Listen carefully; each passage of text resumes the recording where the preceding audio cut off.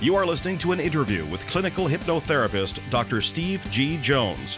For a free hypnosis download, please visit stevegjones.com.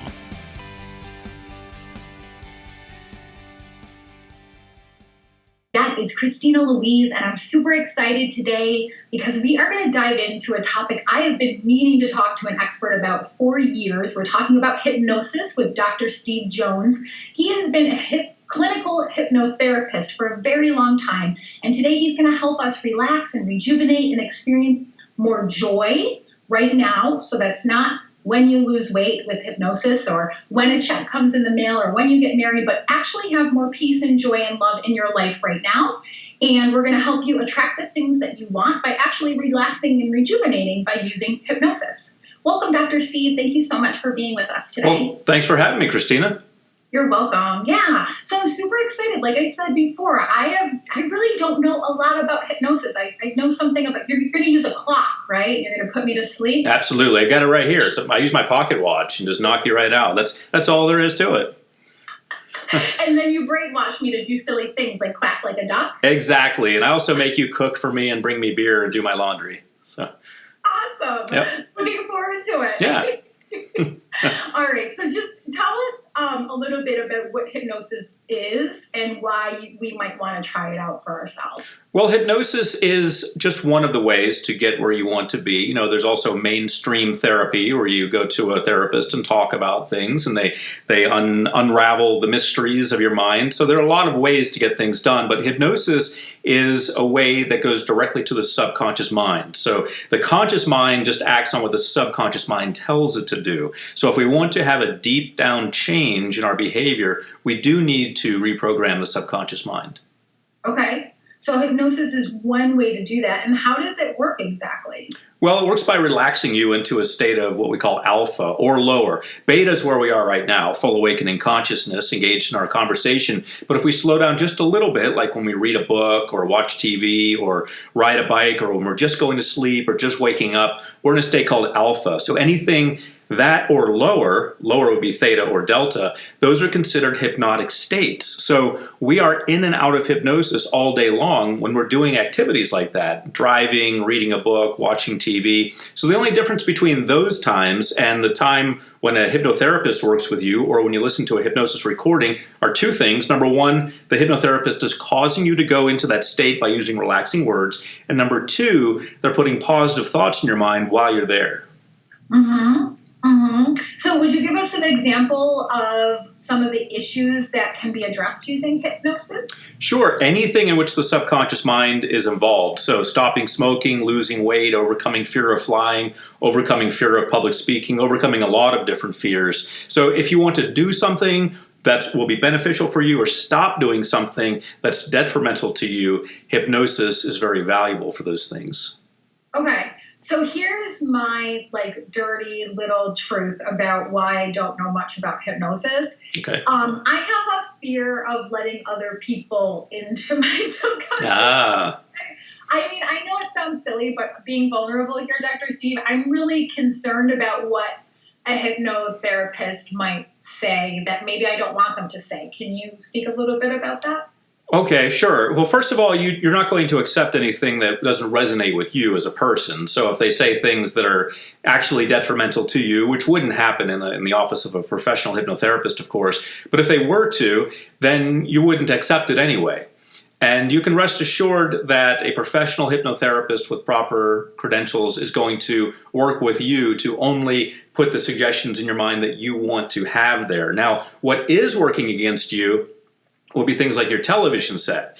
Your television set knows that time when you're drifting off to sleep, and it knows how to bombard you with commercials that get you to do things. So if you don't want negative thoughts in your head or thoughts that really don't benefit you, I suggest you first look at your television as the culprit and don't worry about hypnotherapists. By the way, I do watch TV, but I'm still aware of what's going on, how it's trying to get me to buy certain things and do certain things and wear certain things and go to certain places. As long as you're aware of the game that's being played, you're not going to be a victim of it. So then what's the difference between TV, and I know that you said that like a qualified licensed hypnotherapist wouldn't be saying weird things to me, right? But just for shits and giggles here, humor me.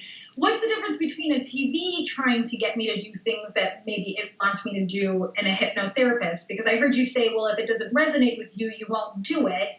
But what's the difference between TV and somebody hypnotizing me? Well, first of all, the person hypnotizing you has been paid to hypnotize you, and they have your best interest at heart. They don't want a negative review on Yelp. They don't want to have you come after them. They want to do a good job, so you'll refer all your friends to them, of course. Right. And the TV's job, any network will take money from advertisers. Not any advertiser can advertise on any network. Believe me, I've tried to put hypnosis ads on certain networks, and they just don't allow it, because that's their policies. But they do have very interesting ads for things that are very detrimental for people. Foods high in saturated fat, cigarettes, drugs with all these terrible interactions that can cause all kinds of things. There are things being advertised on TV which will kill you. And so the big difference is that TV is driven by money from advertisers. Hypnotherapists are driven by money from you and your friends, whose goal it is to get better, so that becomes the hypnotherapist's goal, to get you better. Mm-hmm. So what I really meant is the rejection thing. Like, why would my mind not reject something that doesn't resonate with me from a hypnotherapist, but maybe not from the TV? I was concerned that's where you were going with that. So we're talking about we're talking about an evil hypnotherapist here. Is that right? We're talking about an evil hypnotherapist who's giving you negative, evil commands. Is that what you're talking about? We're putting that up against the TV that's trying to sell you saturated fat and make you inhale things that will cause cancer and so forth. So what I was really, I don't think I'm doing a good job of explaining. So let me try again. Okay. So the thing that you said that stuck out to me was that if a hypnotherapist was saying something to me that wasn't to my benefit, okay, that I would reject it. Right. Does that same thing happen with TV from what you know of the alpha, beta brainwaves? Does that same thing happen? Do I reject things from television too that I don't resonate, or is television somehow stronger? Television is a little stronger because they have the visual component to it. They also have, there are a lot of techniques going on in TV. I'll tell you one of the most popular ones. One of the most popular techniques in advertising is from the world of neurolinguistic programming, to get you in a certain state of feeling love or trust or empathy or something that's positive and powerful, or pride, or just a good feeling. So they'll show you pictures of, your country being great, or these puppies being cute, or this couple being together until they're an old age. And they'll get you in that state they want you to be in, and then they take away that picture and they show the picture of whatever they want you to buy. A drug that will cause suicidal thought. Right. And this is crazy. I was watching it the other day, and I'm like, oh my God, I see what they're doing. Yeah. It's horrible. Yeah. And you might kill yourself. Yeah, exactly. It's but you might cure whatever little challenge you're having, but the price you pay might be death. Who knows? But I actually think that a lot of, I think the drug industry does a decent job of regulating itself. I really do. I don't think that they're out to kill us, really. I think ultimately these are businesses. That's how they're incentivized. That's why they make drugs that do benefit people, but they have to make money. So sometimes, we see them resorting to certain things. And that's just part of the free market economy that we live in. But keep in mind that that is the goal of your television set, to somehow get something from you, to get some money from you, get you watching so the ratings will be higher, so they can sell commercial ads for a higher amount of money. That's just what's going on. So you'll see that. That's one of the techniques. And they'll also use social proof. Hey, look at all these happy people doing this. All your friends are doing it. Your neighbor, look, this person looks a lot like your neighbor, and they're driving that car. Don't you want to be like your neighbor and drive that car too? So they're doing a lot of things, and then also they're on a lot. So bam, bam, bam, bam, repeated exposure to this. Then you hear it on the radio. Then you see it on a billboard. And then you see it in a magazine. Same ad, same happy people. I want to be like those people, so I want to buy this. A hypnotherapist really doesn't have the ability to come at you with all that type of media. They just have you in the office, and maybe they make a recording that you can listen to when you choose to listen to it. So in a sense, media is more powerful. Your TV is more powerful because it's able to reach out in all kinds of different ways and do it on a regular basis. Mm-hmm. So how do we choose? Is there a difference between, like, for life coaches, you don't have to have any certification. Like, anybody could just call themselves a life coach, right? So I always school people on how to choose the best reader or healer or intuitive or life coach to work with. Does it work the same way with hypnotherapy? Are there, like, in order to call yourself a hypnotherapist, do you have to have certification? Is there a way to differentiate between somebody that you would like to work with as opposed to somebody that you might want to stay away from? How can you speak about that a little bit? Yeah, and it varies all the time. It's constantly changing over time, and it also, in the United States at least, varies by state. So we used to do a good job. I run the American Alliance of Hypnotists, and on our main website of the American Alliance of Hypnotists, we publish something. We used to update it regularly. We'd have an attorney look into what the regulations are in each state in the United States, but it's changing so often that we weren't able to keep up with it. So now we just say, look, here's what the regulations were this particular year, the last time we updated this, but you really need to sit down with an attorney and talk if you want to practice hypnotherapy. So it's the same thing for the consumer. You need to find out what the regulations are in your state. Florida, for example, is very strictly regulated. I don't think you can call yourself a hypnotherapist or use the word therapist at all unless you are a mainstream therapist. In other words, you have a master's degree or a doctorate in some sort of therapy, or you're an MD or a psychiatrist or a psychologist.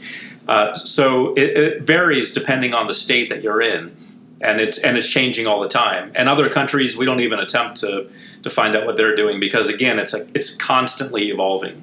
Mm-hmm.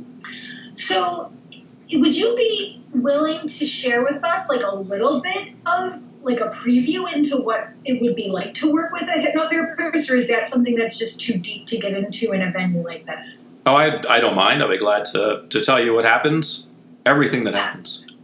Yeah. Okay. Yeah. Do? Well, I don't know how every hypnotherapist operates, but I have trained a lot of hypnotherapists. And again, at our main, the American Alliance of Hypnotists, we have certified hypnotherapists around the world. But the way I train them is in the first session. This is what you can expect from hypnotherapists trained by me, which is what I think is pretty standard. So the first session for my students is 2 hours. So the first hour is just getting to know the person, finding out what they want to work on, how they can be better, how I can serve them, or how one of my students can serve them. And it's mostly just the patient or client, we call them either, talking about what's going on. And usually they haven't talked about this stuff to anyone or in a long time, or at least no one who wants to listen. And so they've got a lot of stuff to say. So the job of the hypnotherapist at that point, during that first hour, is just to take notes and ask leading questions. Keep them on track, because sometimes clients will get way off track and you need to keep them focused. And what's going to happen over that hour, I find, is that a theme develops. There's something that is, if it's weight loss, for example, then maybe something happened when they were younger that really caused them to not want attention from the opposite sex, and so they gained extra weight. If they're afraid of flying, maybe something happened, or maybe they have a relative who always preached how dangerous air travel is, or they focus on these type commercials that show that kind of stuff. So we're able to, during that hour, zero in on what's really going on. And then the next hour is where it becomes a lot more interesting, because that's where the hypnosis happens. And so the next hour, I say divide it up into 5 parts. That's what I teach my students, which would be the induction, the deepening, the script, amnesia, and trans-termination. So if you'd like, I can go into each of those. Okay, that'd be awesome. Okay, cool. Yeah. So the induction is designed to induce the hypnotic state, just as the name states. So, for example, I'll usually have someone imagine themselves walking along a beach. I always find out ahead of time what they like. Some people don't like the beach because they saw Uncle So-and-so attacked by a shark on the beach one time. So, and I don't know if that happened or not. So I ask them, are you okay with walking along the beach? Most people are. Most people love the beach. Some people hate it. They just hate the sun, they hate the sand, they hate the water, they hate the whole thing. But most people enjoy that. If they don't, you're like, yeah, I love it too. Most people do. And then if they don't like it, we go to my backup, which is the woods. Well, do you like the woods? Do you find that relaxing? So maybe I'm looking for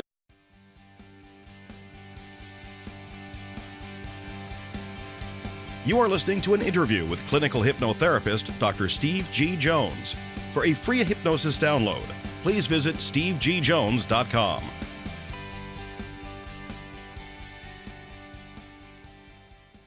Yorker, so you can perhaps relate to this. I had someone who enjoyed city sounds. They enjoyed, sounds of the city, the New York City, not the. I know you're further up north, but the city sounds. They enjoy like the honking horns and all the people and all the sounds of everything. That's what they found relaxing, because to them that was home. And so I'm looking for something that relaxes them. Usually I'll get it in two guesses. Sometimes we have to go more extravagant. But once I have that, I'm going to spend the induction, the first 10 minutes or so of the hypnosis session, talking about that scenario. What's it like to walk along the beach where you feel the sand? I want to involve all five senses, and maybe some others if I can. For example, I can involve smell and taste, if it makes sense. You can smell the salty air. Perhaps you've brought a picnic lunch that you're eating on the beach. So I involve all the senses. You can hear the waves, you can feel the sun, you can feel the wind. It's just a perfect day with nothing exciting going on. That's the main thing about the induction. It's not the day that the Budweiser girls are playing beach volleyball, or it's not the day that Chippendales dancers show up, or it's not the day that somebody got rescued from the sea, or that $1 million washed up on the shore. There's nothing exciting going on. It's just a beautiful, peaceful, relaxing day at the beach. So that's the induction, spending about 10 minutes describing that in full detail. Then comes the deepening. I need to intensify the work I've done in the induction. So, for example, on a beach, it's easy. I'm just going to have the sunset. And I have three things going on. I have lower action, something's going down, like the sun is going down. I have downward counting, and I have them relaxing more deeply. And I set all of those things as equal to each other. So the lower I count, the lower the sun goes, and the lower the sun goes, the more they relax. So all I have to do then is count from 10 to 1 and describe the sun going down and them getting more relaxed. So then then that's about 5 minutes or so, the deepening. Once I have them in that state, then it's kind of like the open heart surgery. The chest has been open, everything, but the deepening is the cavity being cracked open a little further, and now we're ready to do the surgery. We're going to do a bypass or a heart transplant, or something's going on. That's the script. The script is like the surgery part where we're actually doing something. We're rewiring something. I'm going to change an association they have. Maybe they think food is comforting. Maybe they think they are worthless. Maybe they think that their life is about serving others rather than taking care of themselves and putting themselves first. So we're going to change that. We're going to change those associations. Then what I want to do is have the amnesia section so they're not consciously analyzing that once they come out of hypnosis. Dr. Steve, I know you told me that I should have joy right now and not worried about when I get married, bringing joy to my life and just allow myself to feel abundance right now, but I don't know if I believe that. So they're consciously, when they come out of hypnosis, potentially analyzing the good work that I've done during the surgery, if you will. So that's why we use amnesia, to scramble the memory of the actual session. So I'll say things like, it may be difficult for you to remember the things I've said during the session. If so, that's fine. These are for your subconscious mind. So these types of things in the amnesia part, which is very brief, maybe about 2 minutes, these are my attempts to scramble the conscious memories that are not undoing the work and they're not working against themselves and me. So then after that comes transtermination, which is where I just bring them out of hypnosis because they've got to leave the office and get on with their day. Or if I'm making a recording for them, I would count them down to sleep. I would say, now you go to sleep, you relax even more deeply into a restful sleep. And that's what's on my recordings. And then you wake up refreshed and rested in the morning. And that's it. Those are the 5 parts. So thank you so much for breaking it down for me. So a couple of things I noticed is, one is, holy crap, the power of the mind. Yeah. Your mind of my mind is the client, and like how simple it could be, but how powerful it can be at the same time. I was also really impressed. Like, I was like feeling more relaxed just from you explaining the process. So that was fun for me. And then I think I understand now where my fears came from. You know, when you see hypnosis, it's a shame they won't let you advertise, because when you do see hypnosis, for instance, I was watching some show, I don't know what it is. But anyways, the point is, when they do talk about hypnosis in movies or on television, it's always in this jokey way where they're making people do retarded things, you know, embarrassing things. Yep. So, wow, I feel like a lot better about hypnosis now. I'm actually like interested in like checking it out for myself. Good. So what else do you have to share with us today? Well, we could go anywhere you want with it. I believe that the main takeaway should be that, you know, your subconscious mind has the power. Whether you use hypnosis or not, your subconscious mind has the power. So if you want to start, you know, taking care of yourself, living your life right now, the fact that if you're not doing that, the fact that you're not is a subconscious reason. So using willpower and trying to force yourself will only be temporary. You've got to develop some really deep down reasons for doing that, for experiencing the joy that you want to experience right now, so that you can start having the things that you want to have in your life right now. It's really just a state of mind that you need to shift, and that shift happens subconsciously. Mm-hmm. I agree with you. I really saw the power of mindset over this last year. I hired a business coach last year, and she just kept saying, like, the only difference between making $1,000 a month and $50,000 a month is your mindset. It's your mindset. And I'm like, really? And I'm an experimenter, so I was like testing the theory, and it's true. It's all effing mindset. Everything in life comes down to mindset, and you're saying subconscious, root level causes, not the surface baloney, right? Yep. Okay, so I don't even know what question to ask, honestly. I just want to open the floor to you to say, what else would you like to share with our participants, if anything, today? Well, I can say that, a lot of people have misconceptions about hypnosis, and you alluded to the idea of Hollywood portraying hypnosis in a bad light, and also Woody Allen. He's not really part of Hollywood. He's kind of doing his own thing, but I love his movies. I think his movies are fantastic, pure genius. But he has one movie called Curse of the Jade Scorpion, which really stands out in my mind, because he's in the movie, he's programmed by a hypnotherapist that when he hears the word Madagascar, he has to go rob his neighbor or rob a bank. So all this guy has to do is call him on the phone and say Madagascar, and he goes into a zombie-like trance and performs some kind of burglary. It's hilarious. It's a great movie, as are all of his movies. But that kind of thing does a bit of a disservice to people who think, wait a minute, is that what hypnosis is? So they think either it's a complete joke and something that only exists in Hollywood, or it's something that can really be dangerous and maybe I should avoid. Mm-hmm. I agree with you. Yep. So it's going to help us relax. It's going to help us rejuvenate. It's going to help us deal with root level causes for displeasing circumstances in our life. It sounds like is there anything that hypnosis won't help us with? I haven't seen anyone fly yet with hypnosis, like Superman. Who knows? Maybe that's coming up. But, it's interesting. Even since about 1950, we've known that, I wasn't around then, but the world has known that hypnosis is helpful for physiological processes. Doctors were using it in the 1950s to slow down bleeding, heal people more quickly, control their bleeding after surgery.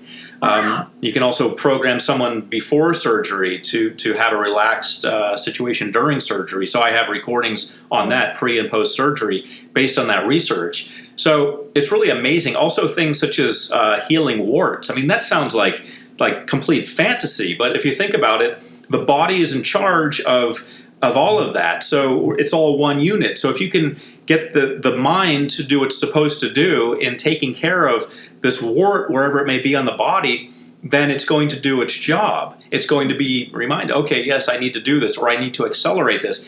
These are things that have been scientifically documented. These aren't just fantasy fairy tale things. These are things that can be done with hypnosis. So when we think about something like that, like somebody has something on their toe and they want to get rid of, and they use their mind to do that, which sounds crazy, but it's true.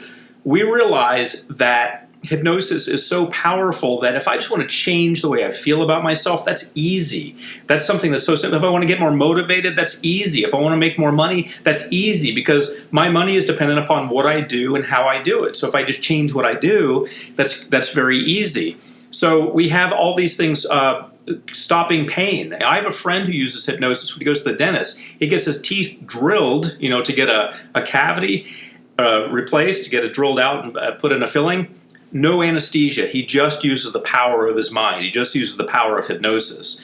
That kind of thing is impressive. I developed with doctors in Canada about 10 years ago a painless childbirth protocol, so people could use hypnosis. Mothers could use hypnosis when they're about to have a baby. I did this with an MD in Canada who delivered babies, and she was tired of having all these women suffer and using drugs to cause them not to have pain. She wanted something else, so she turned to the world of hypnotherapy, flew me in, and we created a program for that. So you see a woman giving birth to a child with no pain, and you see a person getting dental work with no pain, and people actually removing things from their body without a doctor's scalpel, and you start to realize, wait a minute, this stuff is real. And if it can do those things, then the little things that I'm dealing with are very simple. Yeah. Okay. That's freaking awesome. Thank you so much for explaining it to me. Sure. All right. So you have an awesome free gift that you're going to give our participants today for checking out the interview and learning more about your work. Will you share that with us? Like, what's that all about? Sure. It's Inner Peace for Women, because I understand you have a fair amount of women who tune in. And so we have a recording called Inner Peace for Women. If you happen to be a guy listening, you can always get it for a woman in your life. And it's designed to, for a woman, it's designed to help her just take care of herself and realize the power that she has in her femininity and the fact that she doesn't need someone else. She doesn't need external validation. She is and always has been just a beautiful, remarkable person. And she's worthy of all the good things that she can have. What's interesting is the idea of this recording. It's an hour-long hypnosis recording. You listen to it as you go to sleep. The idea of it is to allow you to become who you really are as a woman. And that, it's amazing, takes care of so many other challenges that women attempt to fight externally. Like, oh, I've got to get this person to marry me, or I've got to get this thing to validate me, or I've got to do this to myself or that to myself. Suddenly all that clears up, and what happens is you have a powerful, confident woman who people suddenly do want to marry, and who is attracting these things into her life, and the other thing just clears up. All the other stuff just clears up. So it's amazing what happens when you put yourself first and take care of yourself, and that's what this recording is designed to do.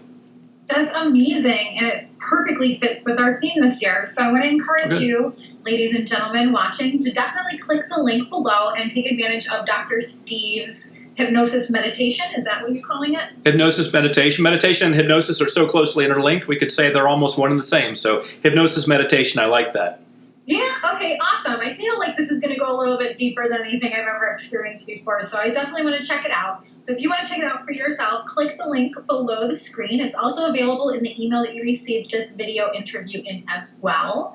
Dr. Steve, thank you so much for playing with me today and exploring with me today. And I feel like I kind of hit you with some hard questions, and I just want to let you know and everybody know that I wasn't trying to be hard. I was being honest about what my fears are, and thank you so much for answering them. I appreciate it. Christina, my pleasure. I always enjoy when people who interview me have deeper questions than what is hypnosis, how does it work? So you went the extra mile, and I appreciate that, and I'm sure your listeners do as well. Thank you. Is there anything else that you'd like to share with us before we sign off? Well, I can leave you with this, the listeners with this, which is I'm always reminded of a song by the musical group America. And they had a song about the Wizard of Oz. And it says, Oz never did give nothing to the Tin Man that he didn't already have. And so at the end of the movie, the Wizard of Oz is giving gifts to each of the characters. But it's nothing they didn't already have. They already had these things. They already had these attributes. It's just a reminder, a physical reminder of that. So that's kind of like what hypnosis is. Hypnosis isn't going to give you anything you don't already have. It's just going to remind you of how great and powerful and wonderful and beautiful you already are. Awesome. Thank you so much. And thank you guys for participating. I'll see you guys next time. Bye.